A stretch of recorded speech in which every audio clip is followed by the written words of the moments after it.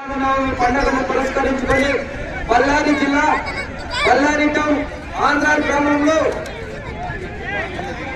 నిర్వహించిన general category విభాగంలో మొదటి బహుమతిని కైవసం చేసుకున్నవారు మద్దల చెరువయ్య స్వామి ఆశీస్సులతో మూలింటి కొండయ్య గారు, మద్దల చెరువు గ్రామం కనగానపల్లి మండలం సత్యసాయి జిల్లా వారి చేత 5,761 అడుగు 11 అంగుళాల దూరాన్ని లాగి మొదటి బహుమతిని కైవసం చేసుకున్నారు.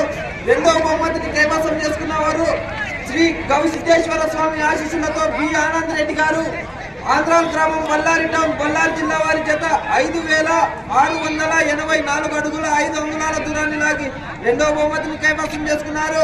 మూడవ బహుమతిని కైవసం చేసుకున్నవారు శ్రీ మాధవరాజుల స్వామి ఆశీస్సులతో కె చెన్నప్ప గారు, తోపుదుర్తి గ్రామం ఆత్మకూరు మండలం అనంతపురం జిల్లా వారి చేత 4,966 అడుగుల దూరాన్ని లాగి మూడవ బహుమతిని కైవసం చేసుకున్నారు.